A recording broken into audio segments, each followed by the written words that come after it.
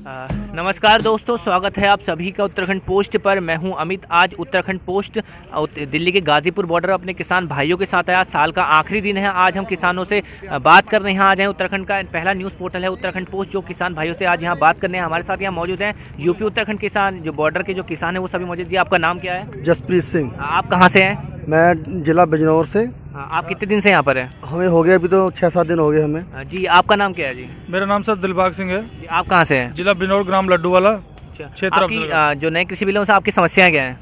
समस्या जी किसानों की जो आप मेरे से जी बताइए। समस्याएं सबसे पहले तो ये समस्या है जी, जो ये एमएसपी की गारंटी नहीं दे रहे हैं। लेकिन सरकार तो कह रही है कि हम एमएसपी खत्म नहीं करेंगे। आप ये सुनिए, नरेंद्र सिंह तोमर को मैंने सुना था टीवी पे, जब उससे पत्रकार पूछ रहा था कि वो आप ये एमएसपी जो है इसका कानून क्यों नहीं बनाते।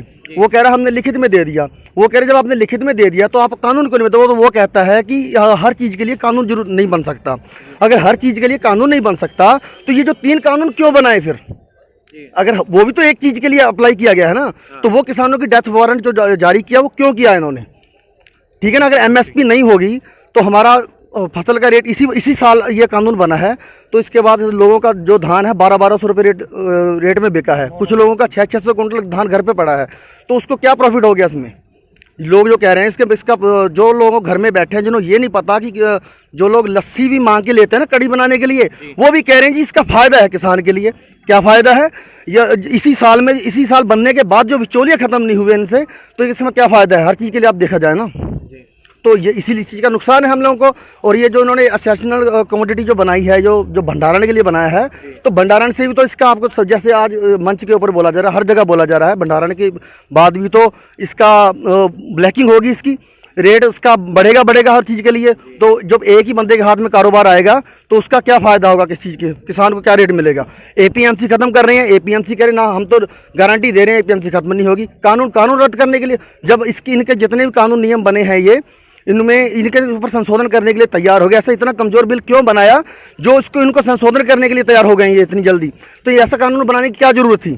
किसान एकता जिंदाबाद, किसान एकता जिंदाबाद, किसान एकता जिंदाबाद। जी, आप कहाँ से? जी, मैं बरेली से जी, आप बरेली से। आप पिछले 1 महीने से किसान जो कृषि बिल के जो विरोध में जो आंदोलन चल रहा है, आप यहाँ पर कब से हैं? मुझे होगा लगभग 6-7 दिन। 6-7 दिन हो गए हैं। हाँ। जी, आपकी क्या मांगे है सरकार से? हमारी मांगे हैं कि ये बिल बिल्कुल काला कानून जो बिल बने हैं ये रद्द होना चाहिए। ये 1894 में अंग्रेजों ने किए थे, तो उस समय बिल्कुल आदमी नंगे हो गए थे, क्योंकि जब बाहर से लाकर फसलें काटते थे, यहाँ की फसलें बिकती नहीं थी। ये वही है, ये नींव जो थे वो अंग्रेज ही छोड़ के गए हैं। ये वही कानून है, आम आदमी को नहीं पता है। तो इसका हम इसलिए विरोध करते हैं कि चंद 2 आदमी पूरे हिंदुस्तान के मालिक हो जाए, बाकी जनता का कोई अधिकार नहीं है। नहीं, बाकी जनता को कोई उसको नहीं चाहिए, 2 आदमी इस धरती के मालिक हो जाए। इसलिए हम इसका विरोध करते हैं। इंकलाब जिंदाबाद, जिंदाबाद जिंदाबाद। जी, आप कहाँ से हैं? मैंने तो आपको स्पीच आपसे बात होगी। आप कहाँ से? जी, जी, मैं भी सेम गांव से, बट मैं दिल्ली में जॉब करता हूँ। जी, अभी जो कल की जो बैठक हुई इसमें काफ़ी सकारात्मक बैठक हुई है। उसमें दो सरकार जो है 2 मांगे मानने को तैयार हो गई हैं। अब अगली बैठक 4 को होनी है। मान लीजिए उसमें बात नहीं बनती तो अब आगे आंदोलन कब तक करेंगे? जब तक वो मांगे नहीं मांगेंगे कोई भी किसान कहीं नहीं जाएगा। सब आंदोलन करेंगे सभी बॉर्डर पे, और ये डे बाय डे इंक्रीज होगा, डिक्रीज नहीं होगा बिल्कुल भी। आप कहाँ से आए हैं? सर सेम गांव से आप भी सेम से हैं। तो अगर सरकार नहीं मानती है तो आप खेती भी करते हैं, आप आंदोलन भी करें, तो आप दोनों साथ साथ कैसे मैनेज करेंगे, कैसे करेंगे आप? सर घर पे हैं और भी हैं लोग हमारे। खेती छोड़ अभी खेती इस बार ही खराब हो जाएगी, अगले साल की तो बच जाएगी ना इस आंदोलन से। आने वाले सरकार नहीं मानती, सरकार के हम संशोधन करने को तैयार है, लेकिन हम बिल वापस नहीं लेंगे, तो आप कह रहे हैं कि अगले साल की खेती बच जाएगी? नहीं सर, हम वापस करवा के ही जाएंगे। जब तक नहीं होगा तब तक नहीं जाएंगे हम वापस। मोर्चे गाड़ दिए गए हैं, यहाँ से कोई मोर्चा नहीं उखड़ेगा जब तक मोदी जी इस बिल को पास नहीं खत्म नहीं करेंगे, तो जब तक हम यहाँ से मोर्चा नहीं छोड़ेंगे। जी, आप कहाँ से हैं?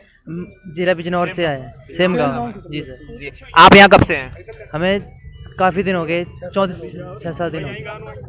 आप यहाँ की क्या अभी जो टेम्परेचर वो काफ़ी गिर जाए, कुछ दिनों में शायद यहाँ माइनस में भी चले जाए, 0 डिग्री हो जाए, तो अभी कैसे समस्या कैसे आप यहाँ को रह रहे हैं कैसे? जी, चाहे कोई बात नहीं, चाहे जितना मर्जी हो हम यहीं पे रहेंगे, समस्या से। जी, आप कहाँ से आए? Same town.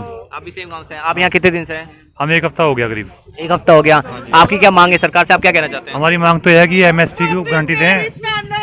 नहीं चलेगी, नहीं चलेगी। इस बार आप बताओ हमको, ये एमएसपी की गारंटी नहीं दे रहे हैं जी। इस बार हमारा जो धान का रेट है, जो एमएसपी की इन्होंने दी थी 1868 रुपये थी, लेकिन हमारा धान कुछ खुद 1400 रुपये क्विंटल गया है। और जिसमें कभी नखरे थे, कोई इसमें कवाड़ ज़्यादा है, कोई मॉइस्चर कम है, कोई मॉइस्चर ज़्यादा है। सिर्फ यही इनके ड्रामे थे जो हमारे आड़ती बैठे हैं वहाँ पर। तो आपने देखा, हमने यूपी उत्तराखंड बॉर्डर के जो किसान भाई हैं उनसे बात की, हमने उनसे उनकी क्या मांगे हैं कृषि बिल के बारे में, वो क्या कहना चाहते हैं, हमने आपको बताया। हम सभी किसानों से हमने बात की, वो कितने गुस्सा है नए कृषि बिल से, वो वापस लेना चाहते हैं और वो जब तक वापस नहीं होगा वो यहाँ से नहीं हटेंगे, वो बता रहे हैं। तो हमारे साथ बने रहिए, धन्यवाद।